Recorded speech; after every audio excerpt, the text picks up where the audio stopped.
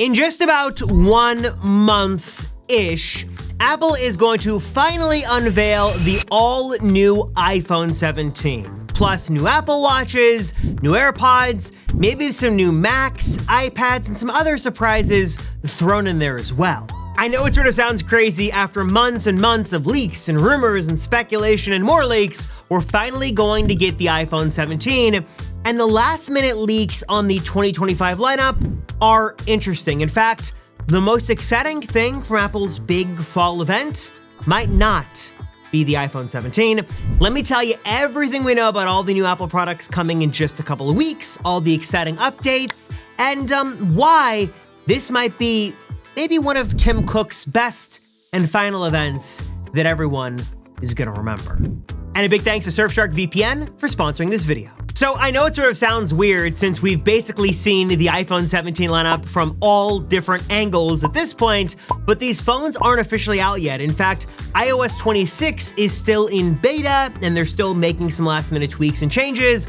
But in just a couple of weeks, all that is going to change. If Apple sticks to their usual pattern, which they usually do, in the middle-ish of September, maybe a little bit near the tail end of the month, Apple is going to hold an event somewhere on Apple's campus, maybe a virtual event, maybe some sort of hybrid event, where they will show off some of their most exciting products of the year. This fall event is by far Apple's biggest. It's bigger than WWDC. It's bigger than a spring event. This is the main one. And the main reason for that is because it's sort of where they bring their A game and finally reveal the products we've all been waiting for.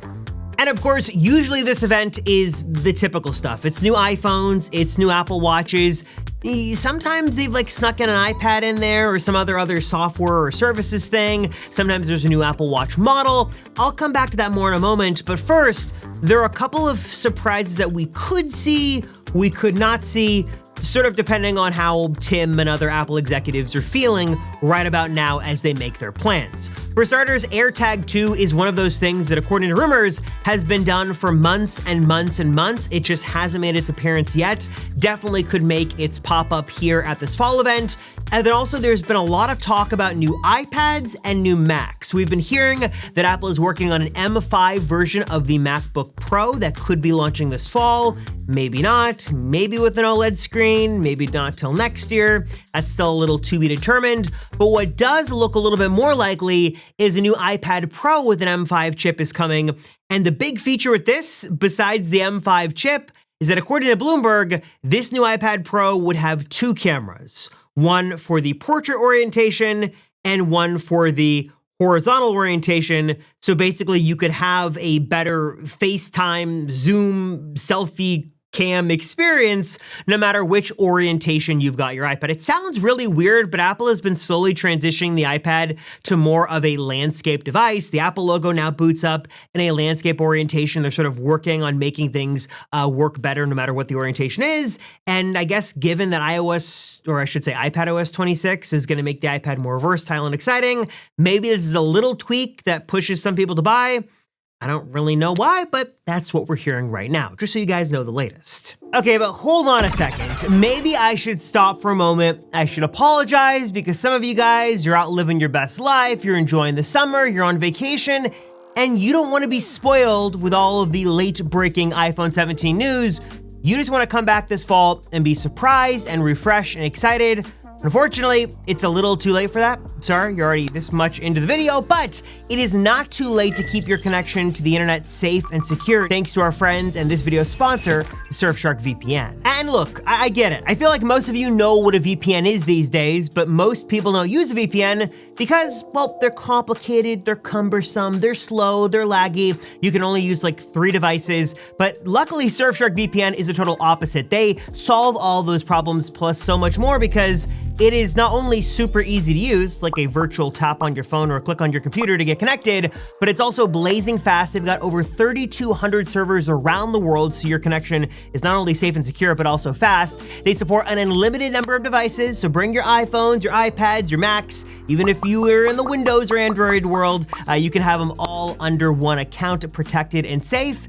And it just sort of, gives you that peace of mind and also is super easy and fast to use. apps. Plus, I love that Surfshark is expanding their portfolio to solve a lot of different problems and bring some great solutions. For example, Surfshark Search is here to make searching the internet not only fast and safe and secure, but also it removes your digital footprint so you aren't tracked around the web to every single website you visit, and also makes it a nice, clean, ad-free experience. You've got a 30-day money-back guarantee here, so there is literally zero risk, zero downside, and plus, not only are you getting that peace of mind of having your connection safe and secure, but a bunch of other benefits to using any of Surfshark's products, and of course, Surfshark VPN not excluded. So if you guys want to learn more, check out what Surfshark has got to offer today. I've got a special for you. Hit the link down below or go to surfshark.com/AppleCircle and use my special code AppleCircle to get an additional 4 months of Surfshark VPN, my little gift from me to you. So check it out, learn more at the link down below, and use that code AppleCircle for an extra special little goodie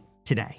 But honestly, for me, what sounds most exciting right now, better than AirTags, Macs, iPhones, Apple Watches, is AirPods Pro version 3. Apple's sort of in this weird spot right now where their AirPods, specifically the base models, are so good that it makes AirPods Pro less desirable, because you can get AirPods 4 with ANC and basically get the AirPods Pro experience for a bit of a discount, which is why AirPods Pro need to be more exciting.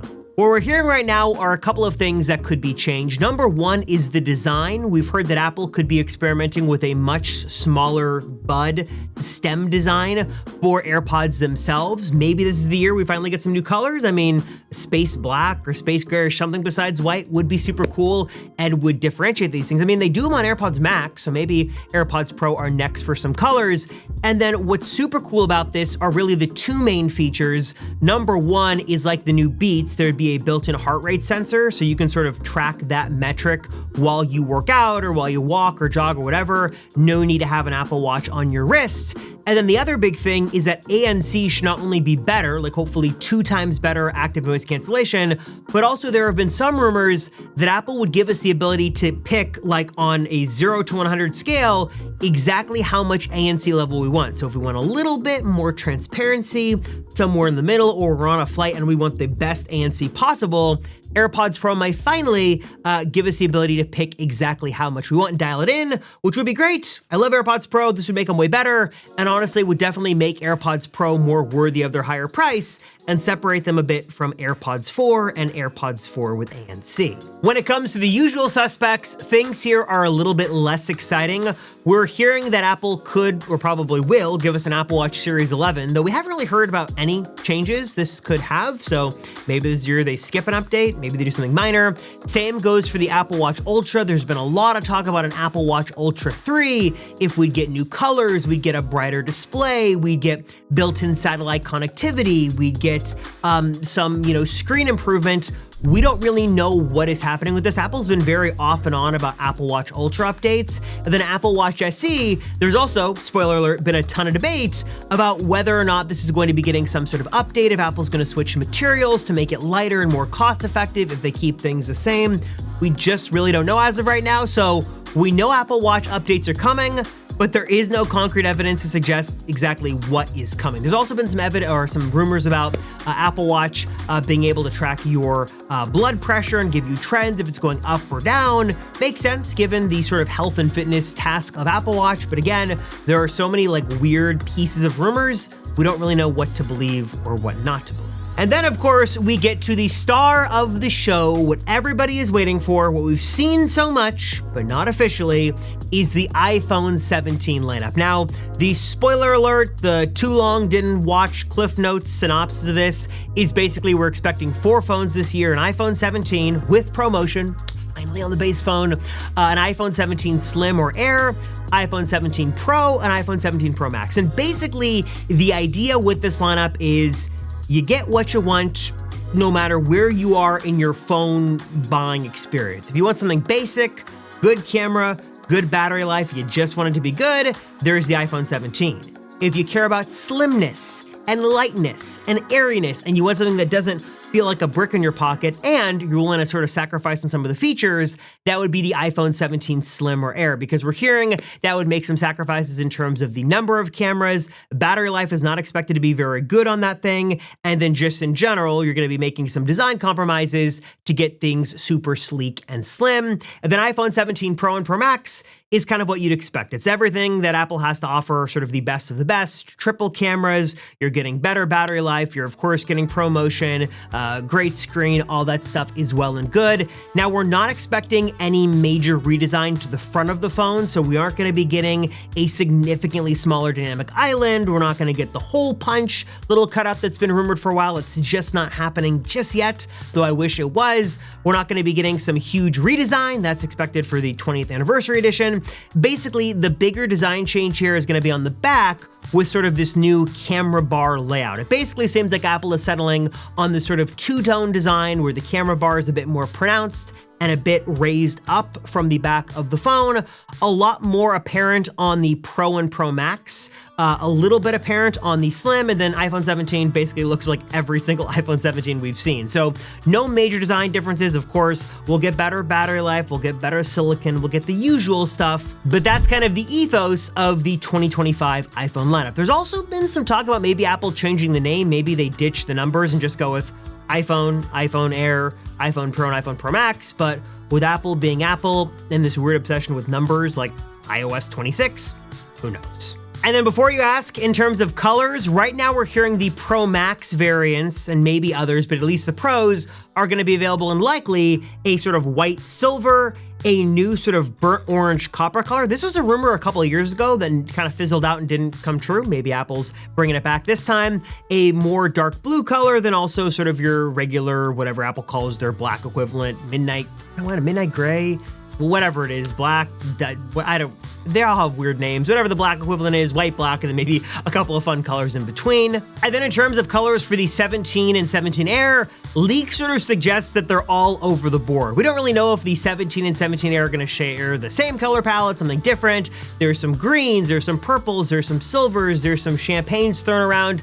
Different leaks say different things, but I'd expect the usual sort of Apple color palette with maybe, hopefully, a couple of new ones thrown in there too. And then finally, pricing, availability, all that is TBD, though as of right now, it looks like pricing is likely going to stay the same, with the Air model probably slotting in somewhere between the regular 17 and maybe the Pro Max. Not sure where that's gonna be priced at. And then availability is likely what it usually is, end of September in that first batch of countries, and then it goes to other parts of the world in typical fashion. So Apple Watches, new iPhones, maybe some new Macs, AirTag, AirPods, lots of possibilities here. But I will say, while like none of these are like exciting on their own, if all of these do come in short order, could be a pretty jam-packed event. I mean, imagine we get new iPhone 17 lineup, we're getting AirPods Pro 3, we're getting maybe an iPad thrown in, there's some Apple Watch updates. I mean, if things are at least solid enough, could be great. And could be something hopefully we see soon.